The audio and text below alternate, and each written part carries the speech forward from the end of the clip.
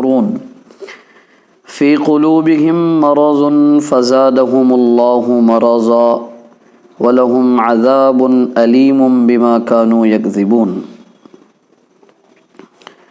سورہ بقرہ کی آیت نمبر 6 سے لے کر کے 10 تک کی آیتیں ہیں۔ یقیناً وہ لوگ جنہوں نے انکار کیا ان پر برابر ہے چاہے آپ انہیں ڈرائیں اور نہ ڈرائیں، ڈرائیں یا نہ ڈرائیں وہ ایمان لانے والے نہیں ہیں۔ اللہ نے ان کے دلوں پر اور ان کے کانوں پر مہر لگا دی اور ان کی آنکھوں پر پردے پڑے ہوئے ہیں، ان کے لیے بڑا عذاب ہے۔ لوگوں میں سے کچھ لوگ ایسے بھی ہیں جو کہتے ہیں کہ ہم اللہ پر ایمان لائے اور آخرت کے دن پر ایمان رکھتے ہیں، جبکہ وہ مومن نہیں ہے۔ وہ اللہ کو اور ایمان والوں کو دھوکہ دینے کی کوشش کرتے ہیں۔ حقیقت یہ ہے کہ وہ اپنے آپ کو دھوکہ دے رہے ہیں، لیکن اس کا احساس ان کے دلوں میں نہیں ہے۔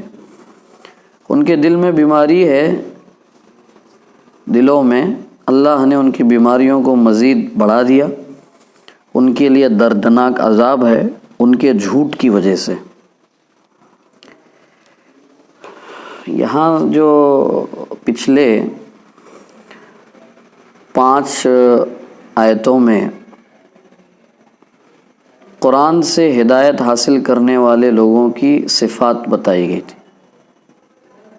وہ لوگ اللہ سے ڈرنے والے لوگ ہوتے ہیں، غیب کی چیزوں پر ایمان رکھتے ہیں، نماز قائم کرتے ہیں، زکوٰۃ اور اس کے علاوہ بھی اللہ کی رضا کے لیے خرچ کرتے رہتے ہیں، قرآن پر بھی ایمان رکھتے ہیں، قرآن سے پہلی آئی ہوئی آسمانی کتابوں پر بھی ایمان رکھتے ہیں کہ وہ اللہ کی طرف سے نازل کی گئی کتابیں تھیں، آخرت کے دن پر یقین رکھتے ہیں۔ یہ ایک مختصر صفات بیان کی گئی تھی جو قرآن سے ہدایت حاصل کرنے کے اہل لوگ ہیں۔ اب یہاں آیت نمبر 6 اور 7 میں یہ دوسرے گروہ کا ذکر کر رہے اللہ تعالیٰ۔ پوری دنیا میں 3 ہی قسم کے لوگ رہیں گے ہمیشہ۔ ایک تو وہ رہیں گے جو اللہ کو، اللہ کی نازل کردہ کتابوں کو، آخری کتاب قرآن مجید کو اور اس کے بھیجے ہوئے رسول کو اپنی زندگی کے لیے آئیڈیل بنا کر، اللہ کو اپنا حاکم مان کر، معبود مان کر، رسول کو اپنا رہبر مان کر اور قرآن مجید کو اپنی زندگی کے لیے ایک کیا کہیں گے اسے، دستور مان کر کے زندگی گزارنے والے لوگ رہیں گے۔ حق واضح ہونے کے بعد، حقیقت کلیئر ہونے کے بعد اس کو تسلیم کر لیں گے، مان لیں گے، دل سے مانیں گے اور پریکٹیکل اسی طرح زندگی گزاریں گے۔ یہ ایک گروہ رہے گا ہر زمانے میں، آدم علیہ السلام سے لے کے نبی کریم صلی اللہ علیہ وسلم تک، اور وہاں سے لے کے آج تک، اور آج سے لے کے قیامت تک۔ یہ ایک قسم کی تقسیم ہے، ایک قسم کا گروہ ہے۔ ماننے کا جذبہ ہوگا، تسلیم کر لیں گے۔ کچھ لوگ ایسے رہیں گے جن کے سامنے حق کلیئر ہو گیا، سچ سمجھ میں آ گیا، ضد اور ہٹ دھرمی کی وجہ سے نہیں مانیں گے، انکار کریں گے۔ اس کے علاوہ کوئی ایکسکیوز نہیں ہوگا ان کے پاس، کوئی وجہ نہیں ہوگی حق کو انکار کرنے کی، سوائے ضد اور ہٹ دھرمی کے کوئی وجہ نہیں ہوگی۔ ایک گروہ یہ رہے گا۔ ایک گروہ وہ ہے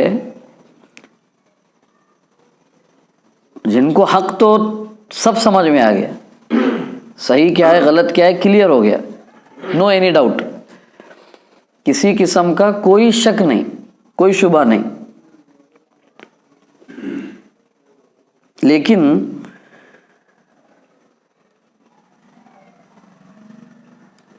कुछ वक्ती मफाद के लिए, कुछ वक्ती फायदे के लिए ना हक को पूरे तौर पर कबूल करते हैं, ना पूरे तौर पर इनकार करते हैं, ना मानते हैं, ना इनकार करते हैं। ये तीसरा तबका है।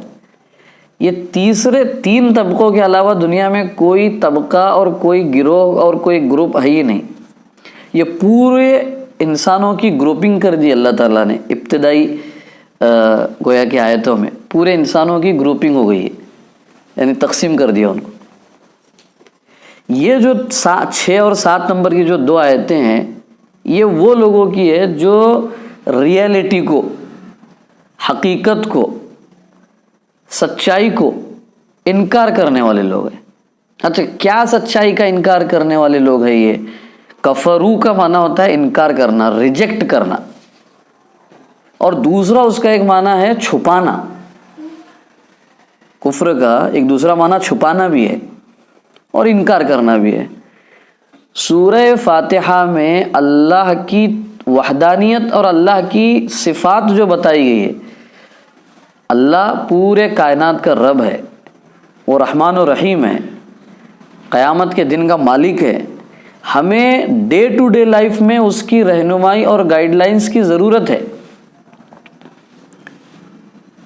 ये हकीकतों को का इनकार करते हैं जो लोग, अल्लाह कोई नहीं है, या अल्लाह है लेकिन उसके साथ में बहुत सारे पावर्स है, बहुत सारे यानी पार्टनर्स है, तो इनकार करने वाले लोग हैं।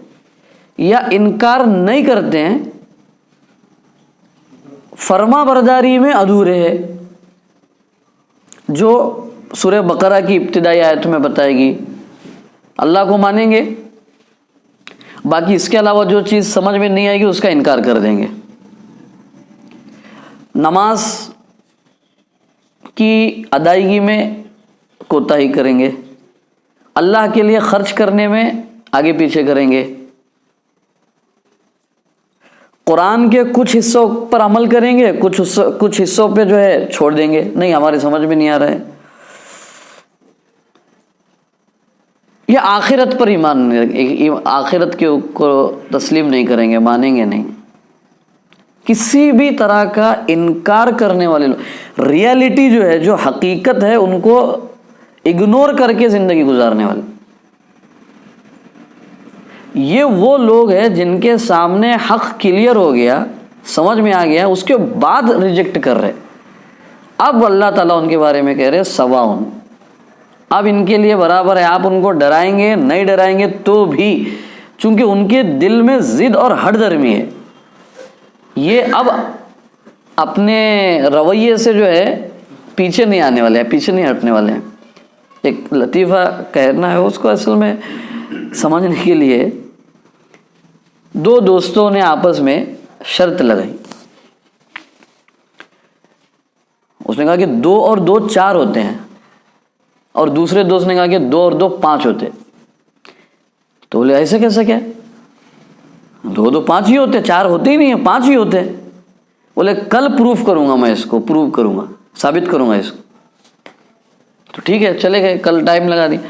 अब जिसने ये कहा कि 2 और 2 5 होते हैं, उसने अपनी बीवी को आगे घर में कहा, जरा दुआ करना, मैंने एक शर्त लगाई हुई है, उसमें मैं कामयाब हो जाऊं, मैं जीत जाऊं शर्त। बोले क्या शर्त लगाई हुई है?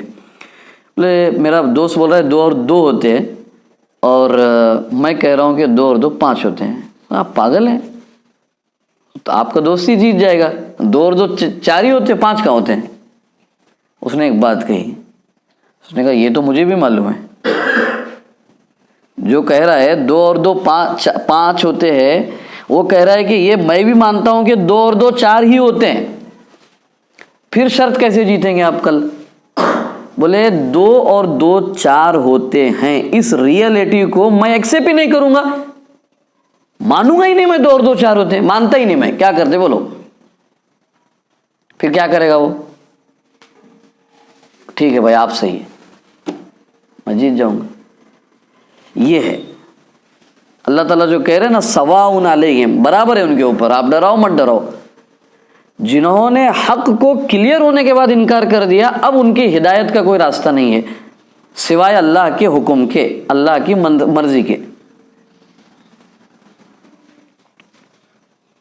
ختم اللہ علی قلوبہم، جو ہے نا، اللہ نے ان کے دلوں اور ان کے کانوں پہ مہر لگا دی ہے۔ ایسا نہیں ہے کہ اللہ نے ان کے دلوں اور کانوں کو سیل کر دیا اس لیے ان کو سمجھ میں نہیں آ رہا ہے، اس لیے ان کو دکھائی نہیں دے رہا ہے۔ بہت سارے لوگ بولتے ہیں اللہ سے ہم کو ایسا بنایا، ہم کیا کرنا ہو۔ بہت سارے یعنی کیا کہتے ہیں، دائرہ اسلام میں جو لوگ ہیں، مسلمان ہیں، وہ بھی کہتے ہیں، اور بیچارے جو دوسرے ابھی دائرہ اسلام میں داخل نہیں وہ بھی کہتے ہیں اللہ اگر ہمارے بنانے والے، پیدا کرنے والے کو اگر اس کے دل میں تھا کہ ہم مسلمان ہونا، ہم اس کا فرما بردار ہونا ہے، تو وہی بناتا ہم کو ایسا کیوں بنایا؟ بہت سارے دینی اعمال میں کوتاہی کرنے والے مسلمان کہ کیوں ایسا کرتے بھائی؟ تو بولے ہماری تقدیر میں یہ ہے۔ ایک بات ذہن میں رکھنا چاہیے، چلتے چلتے کہہ رہا ہوں میں، تقدیر کو اللہ کے گناہ کی بنیاد ماننا، یعنی اللہ کی نافرمانی پر تقدیر کو بنیاد ماننا۔ مثال کے طور پہ میں کوئی غلط کام کر رہا ہوں، کوئی آدمی مجھے روک رہا ہے، بھائی آپ کیوں ایسا کام کر رہے ہیں؟ میری تقدیر میں یہ، میری تقدیر میں یہ کام کرنا۔ تو اللہ کی نافرمانی پر تقدیر کو بنیاد بنانا یہ حرام ہے، سمجھ رہے ہیں آپ؟ نیک کام کی کوشش کے بعد اس میں ناکامی کو، کوئی آدمی نیک عمل کرنا چاہ رہا ہے لیکن اس میں کسی وجہ سے اس کو ناکامی ہو گئی، فیل ہو گیا، وہ یہ فیلنس کو، یہ ویکنس کو تقدیر پر چھوڑ دینا، یہ مومن کا تقاضا ہے، ایمان کا تقاضا ہے۔ تو ہم لوگ کبھی کبھی ایسا ہوتا ہے اپنی نافرمانی پہ تقدیر کو بنیاد بناتے ہیں، نہیں اللہ ہی میرے بارے میں ایسا فیصلہ کرنے والا ہے۔ ایک بات ذہن میں رکھیے، دنیا میں جو کچھ غلطیاں ہو رہی ہے انسانوں کی طرف سے، کچھ نافرمانیاں ہو رہی ہے، بہت سارے لوگ بولتے ہیں ذرا جو پڑھے لکھے لوگ ہیں، اب ان کو کیسے پڑھے لکھا کہا جائے، چونکہ دنیا ان کو کہتی ہے اس لیے ہم سمجھانے کے لیے کہہ رہے ہیں۔ وہ کہتے ہیں کہ ہماری جو نافرمانی ہے وہ اسی کے حکم اور اسی کے اس پر چل رہی ہے، مرضی پہ۔ تو یہ بات ذہن میں رکھنا چاہیے، اللہ تعالیٰ قرآن میں فرما رہے ہیں فَأَلْهَمَهَا فُجُورَهَا وَتَقْوَاهَا، انسان کو ہم نے پیدا کیا، اچھائی اور برائی دونوں کا خیال اس کے دل میں آئے گا، اور دونوں راستے بھی بتا دیے گا، یہ خیر ہے یہ شر ہے، دونوں کا انجام بھی ڈیسائیڈ کر دیا۔ سیدھے راستے پہ چلو گے کہاں پہنچو گے، برے راستے پہ چلو گے کہاں پہنچو گے۔ تو راستے بھی کلیئر ہے، راستے پر چلنے کی آزادی بھی ہے، اور راستے پر چلنے کے بعد کہاں پہنچو گے، ڈیسٹینیشن، وہ بھی بتا دیا ہے۔ اب اس کے بعد انسان کو فریڈم دیا ہے، اب جو ہے آپ کرنا ہے کرو، یہ ہے امتحان انسان کی زندگی کا۔ اب اگر اس آزادی کا کوئی مس یوز کر رہا ہے تو وہ اللہ کے پلان کا حصہ ہے، اللہ کی مرضی نہیں ہے وہ۔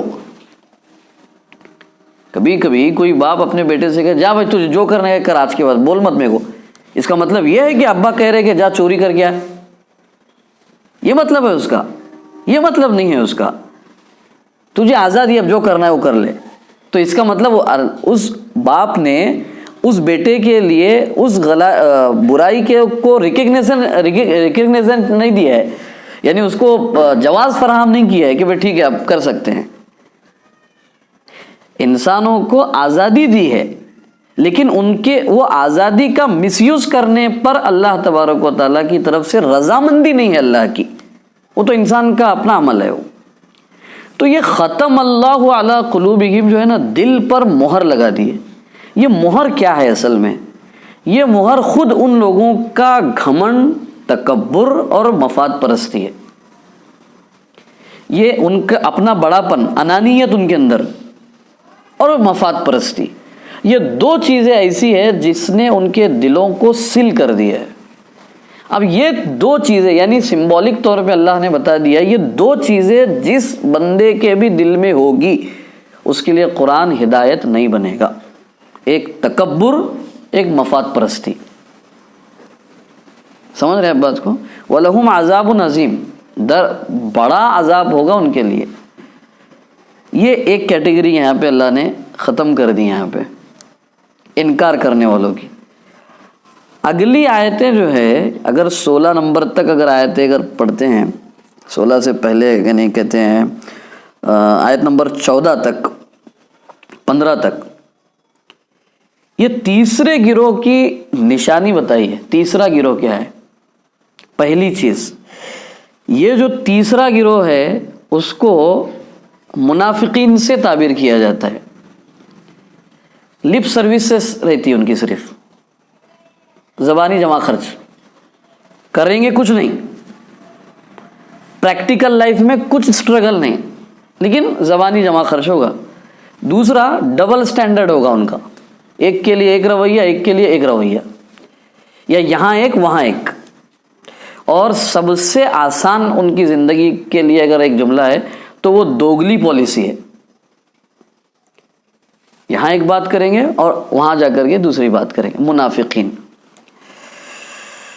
منافقین کے سلسلے میں نفاق کو اچھی طرح سمجھنا چاہیے ہم کو۔ نفاق کیا ہے اصل میں، ایک بات کیوں سمجھنا ضروری ہے۔ اور یہاں آیت کی بھی اگر آپ ترتیب دیکھیں گے نا، 5 آیتوں میں مومنین کا ذکر ختم کر دیا اللہ تعالیٰ نے، یہاں پہ 2 آیتوں میں انکار کرنے والے نافرمانوں کا ذکر ختم کر دیا، کافرین کا۔ لیکن یہ 3 گروہ میں تیسرے گروہ کو جو ہے ڈیٹیل میں بیان کیا ہے۔ کیا وجہ ہے؟ 2 وجہ ہے اس کی۔ نمبر 1، منافق جو لوگ ہوں گے وہ مسلمانوں میں سے ہوں گے، کافروں میں سے نہیں ہوں گے۔ سمجھ رہے ہیں بات کو؟ انکار کرنے والے لوگوں میں سے جو اسلام کو مانتے ہی نہیں ہے ان میں منافقین نہیں ہوں گے، نماز پڑھنے والوں میں منافقین ہوں گے، زکوٰۃ دینے والے میں منافقین ہوں گے، حج کرنے والوں میں منافقین ہوں گے۔ ظاہری اسلام کے ارکان پر عمل کرنے والے لوگ یہ کیٹیگری میں بھی ہو سکتے ہیں منافق، ایک وجہ یہ، اس لیے ڈیٹیل۔ دوسری چیز، اگر کوئی کفر کر رہا ہے، انکار کر رہا ہے، اللہ کا انکار، آخرت کا، قرآن کا، رسول کا انکار کر رہا ہے، وہ ایک گناہ کر رہا ہے، انکار۔ منافق جو ہے انکار کر رہا ہے، جھوٹ بول رہا ہے، دھوکہ دے رہا ہے، 3 کام کر رہا ہے۔ اسی لیے قرآن مجید میں اللہ نے فرمایا ان المنافقین فی الدرک الاسفل من النار، جہنم کے سب سے نچلے طبقے میں، اس کا لوئسٹ اسٹیٹس ہوگا جہنم کا، جس میں منافقین رہیں گے۔ کیونکہ کفر سے زیادہ گناہ کرنے والے لوگ، کفر انکار تو کرتے ہی تھے وہ، اس کے ساتھ میں جھوٹ بولتے تھے، اس کے ساتھ میں دھوکہ دھڑی کرتے تھے لوگوں سے۔ یہ اپنے معاشرے اور سماج کے سب سے بدترین لوگ ہیں، کسی بھی سوسائٹی، کسی بھی سماج کے سب سے خطرناک لوگ ہوتے ہیں، جو لپ سروس ان کا شیوا ہوتا ہے، ڈبل سٹینڈنگ ان کی گویا کہ زندگی کا گزارنے کا طریقہ ہوتا ہے، دوگلی پالیسی جو لوگ اختیار کرتے ہیں، کسی بھی سوسائٹی اور معاشرے کے بہتر فرد وہ ثابت نہیں ہو سکتے، اس لیے ڈیٹیل میں بتایا ہے۔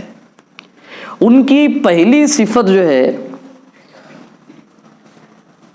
وہ اپنے آپ کو یہ سمجھتے ہیں کہ ہم مومن اور اللہ کو دھوکہ دے رہے ہیں۔ اللہ کو کیا دھوکہ دیں گے؟ اللہ کے بارے میں یہ ہے ان اللہ علیم بذات الصدور، آپ کے دل کے جو خیالات ہیں، دل اور دماغ میں جو آپ کے تھاٹس بن رہے ہیں، وہ بن کر زبان سے باہر نکلنے سے پہلے اللہ تعالیٰ جانتا ہے کیا ہے تمہارے دماغ میں۔ اچھا، اس کے بعد بھی اگر وہ تھاٹس آپ کے زبان سے باہر نکل رہے ہیں ورڈز کی شکل میں، تو ما یلفظ من قول الا لدیہ رقیب عتید، وہ ورڈز آپ جو نکال رہے ہو نا، جیسے آپ زبان کھولتے ہیں، ایک لفظ آپ پورا نہیں کرتے اس سے پہلے ہمارے 2 لکھنے والے اس کو لکھ لیتے ہیں۔ تو ایسی شخصیت، ایسی ذات کو دھوکہ دیں گے؟ دھوکہ دینے کی کوشش کرتے ہیں اپنے گمان کے مطابق۔ ایک صفت ان کی یہ ہوتی ہے. دوسری یہ ہوتی ہے یعنی کیا کہتے ہیں اعتدال اور توازن، بیلنس ان کی لائف میں نہیں رہتا ہے. منافقین کی پہلی نشانی ہے ان کی لائف میں بیلنس نہیں ہوتا ہے، امبیلنس لوگ رہتے ہیں وہ لوگ. دوسری چیز جو بتائی گئی اللہ نے کہ وہ لوگ کیوں کرتے ہیں ایسا، کیوں ایسا ان کے دماغ میں یہ بات ہوتی ہے کہ ہم اللہ کو دھوکہ دیں گے، نعوذ باللہ.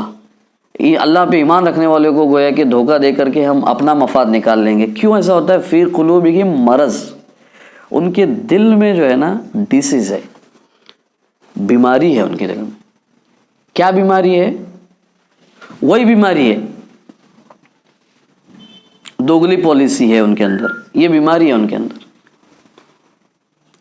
کرنا کچھ نہیں اور چرچا بہت کرنا، معاشرے اور سماج کے لیے کریں گے کچھ نہیں، زبانی جمع خرچ بہت کریں گے.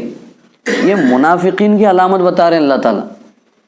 میں یہاں چلتے چلتے ایک ضمناً ذکر کروں، میں نے شروع میں کہا ہے یہ کبھی بھی ہمارے دماغ میں نہیں ہونا چاہیے کہ یہ ان کا ذکر چل رہا ہے. دماغ میں یہ ہونا ہے یہ میرا ذکر ہو رہا ہے. اگر یہ چیزیں اگر میرے اندر ہے تو بیٹھے بیٹھے دل میں توبہ کرنا چاہیے، اللہ معاف کرنے والے ہیں. آئندہ سے صحیح زندگی کا ارادہ بیٹھے بیٹھے کرنا چاہیے، مجھے بھی، ہم تمام کو بھی، جو سننے والے ہیں جو بھی. اور اگر نہیں ہے تو دل ہی دل میں اللہ کا شکر ادا کرنا چاہیے کہ اللہ آپ نے ایسی صفات سے ہمیں محفوظ رکھا، موت تک محفوظ رکھی ہے. استقامت دیں گے اللہ تعالیٰ. یہ ان کا ذکر چل رہا ہے، اگر اس انداز سے اگر سنیں گے تو فائدہ نہیں ہوگا ہم کو. تیسری چیز جو ہوتی ہے نا ان لوگوں کی، جو اللہ تعالیٰ نے آگے بیان کیا ہے کہ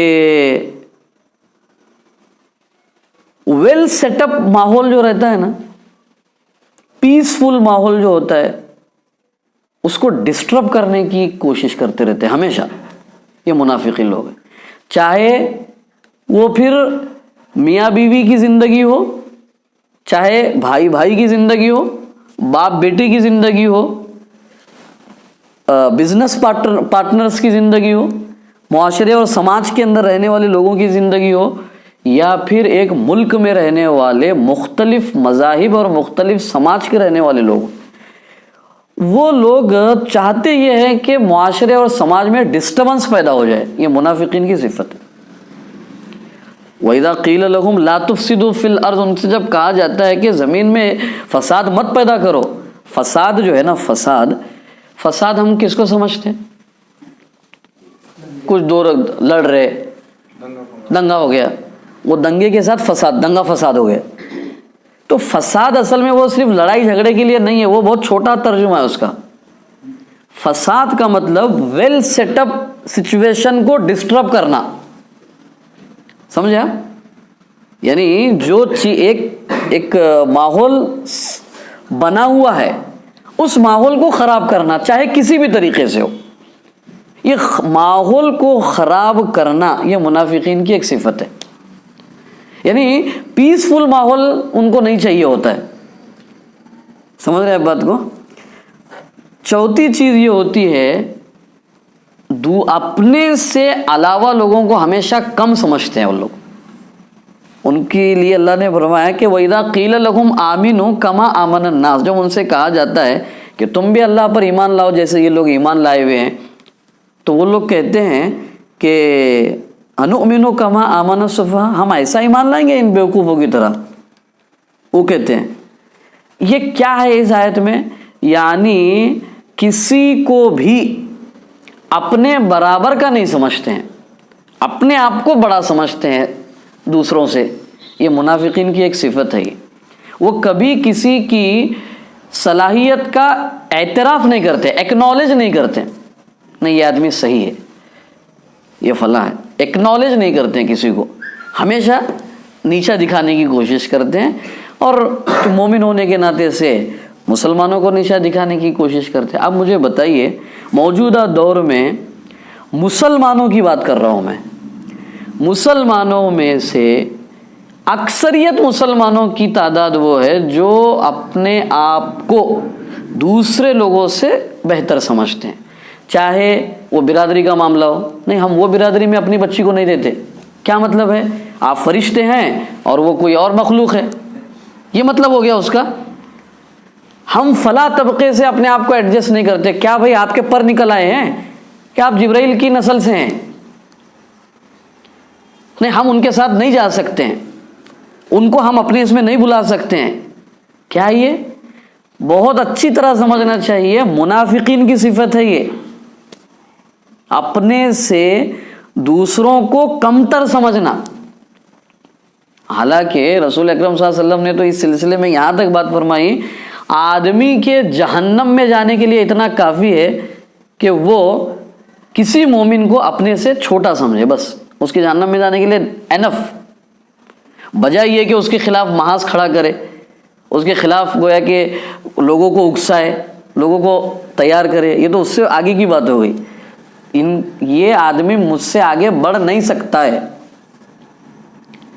کون سی جماعت، کون سی برادری، کون سا ادارہ، کون سی تنظیم اس سے خالی ہے؟ کون اس سے پاک ہے؟ الا ماشاء اللہ جس پر اللہ نے رحم کیا ہو، باقی سارے لوگ اس میں شامل ہیں. تو سمجھنا چاہیے نا ہم کو ان چیزوں سے.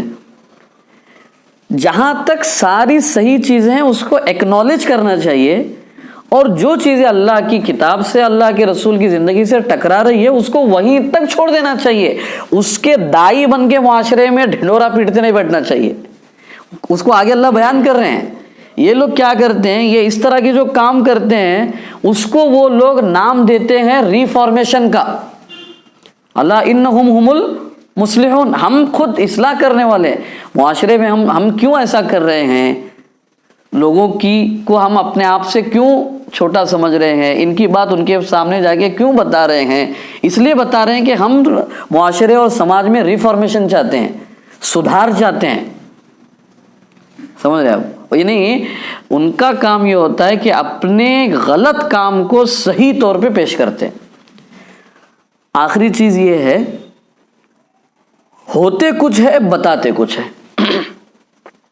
ہوتے کچھ ہے بتاتے کچھ ہے. اسی لیے رسول اکرم صلی اللہ علیہ وسلم نے فرمایا قیامت کے قریب کچھ ایسے لوگ ہوں گے جن کی زبانیں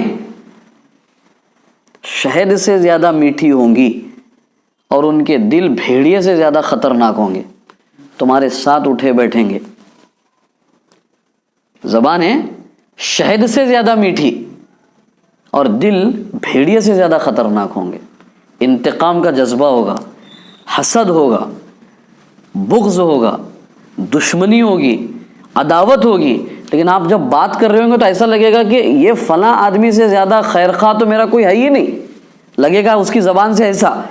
اور وہ پلان کر رہا ہوگا آپ کو کس طرح ڈسٹروائے کیا جائے، آپ کو کس طرح ڈسٹرب کیا جائے. یہ صفات منافقین کی صفات کے زمرے میں اللہ تعالیٰ ان کو بیان کر رہے ہیں.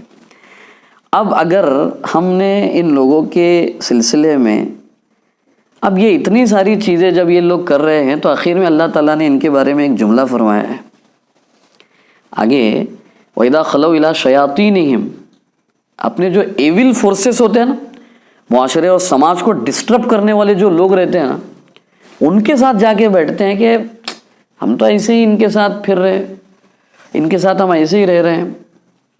اصل میں ہم ہے تو آپ کے ساتھ میں. یہ جو ایمانداری جو بولتے ہیں نا، بہت سارے لوگ بولتے ہیں دیکھو اس کو ایمانداری کا بھوت چڑھے والا. بہت سارے لوگ بولتے ہیں کیا ایمانداری کرنے کی کیا ضرورت ہے. وہ واقعہ بہت سارے لوگ بولتے بھی ہیں. ملک میں ظلم، کرپشن، یہ ساری چیزیں، تو کوئی اگر آفیسر اگر بیچارہ بچ رہا ہوگا تو لوگ بولتے یہ ایمانداری کر رہا ہے، یہ ایمانداری کر رہا ہے. فلاں کوئی بندہ ہوگا آفس میں کام کرنے والا ہوگا، اس کے کلیگس ہوں گے جاب کرتے ہیں، آفس میں کام کرتے ہیں. ایک بیچارہ ہوگا جو ٹیبل کے اوپر نیچے سے سب چالو ہے، اس کا پارٹی بھی ہو رہی ہے، ہوٹل پہ بھی جا رہے ہیں، سب بھی ہو رہا ہے، کھا پی بھی رہے ہیں، ڈیلنگ بھی ہو رہی ہے، سب بھی ہو رہا ہے. ایک آدمی بیچارہ اپنے پرنسپلز کو فالو کرتے ہوئے چل رہا ہے. تو یہ پرنسپلز کو فالو کرتے چلنے والا آدمی، ایمانداری کرنے والے آدمی کو باقی لوگ بول رہے کیا ایمانداری سے کیا ہونے والا ہے، تو بیوقوف لوگ ہیں، ایسے ہی بنگلہ بن جائے گا، ایسی ہی گاڑی آ جائے گی، ایسی ہی لائف سیٹل ہو جائے گی، یہ ایمانداری سے لائف سیٹل ہو جائے گی، بیوقوف لوگ ہیں معاشرے اور سماج کے۔ یہ کون کہتے ہیں؟ اللہ تعالیٰ ان کے بارے میں کہہ رہا ہے یہ کہنے والے ریئل میں بیوقوف ہے یہ، کیونکہ کیا اللہ کے کائنات کا نظام الٹ ٹپ چل رہا ہے؟ ایسا نہیں ہوگا۔ یہ جتنی تم کام کر رہے ہو معاشرے، سماج، سوسائٹی کو ڈسٹرب کرنے کی، ان میں سے ہر ایک کا آپ سے حساب لیا جائے گا۔ جو دوسروں کو گویا کہ بغاوت پہ کھڑا کر رہے، ایک دوسرے کے اندر توڑ پیدا کر رہے، کیا کہتے ہیں، پرامن ماحول کو خراب کر رہے، کسی بھی طور پہ کر رہے، یہ سارے لوگوں کا ایک ایک حساب لیا جائے گا زندگی کے بعد میں۔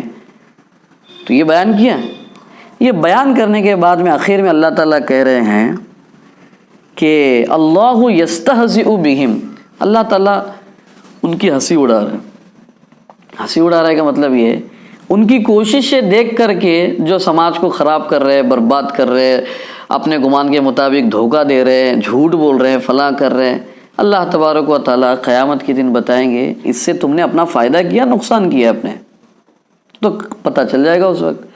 وَيَمُدُّهُمْ فِي طُغْيَانِهِمْ يَعْمَهُونَ، ان کی اس ہٹ درمی اور گناہ کی وجہ سے اللہ تعالیٰ نے ان کو فوراً پکڑا نہیں ہے، یہ ہے ان کو آگے بڑھانے کا کام، یعنی ان کی گمراہی کو ڈھیل دے رہے اللہ تعالیٰ، فوراً نہیں پکڑتے۔ قرآن یعنی دنیا میں بہت سارے لوگ بولتے ہیں، اللہ معاف کرے، سمجھنا چاہیے ہم کو، تمہاری ایمانداری کیا فائدہ دی ہو؟ ریٹائرمنٹ کے بعد بولتے ہیں اتنی ایمانداری کرے تم، کیا فائدہ ہوا؟ وہ تو فلموں میں بولتے ہیں، ریئل میں بھی بولتے ہیں۔ جو لوگ اللہ کو ماننے والے لوگ ہیں، قرآن پہ عمل کرنے والے لوگ ہیں، رسول پہ عمل کرنے والے ہیں، کیا فائدہ ہو رہا ہے؟ عمل کرنے سے کیا فائدہ ہو رہا ہے آپ کو؟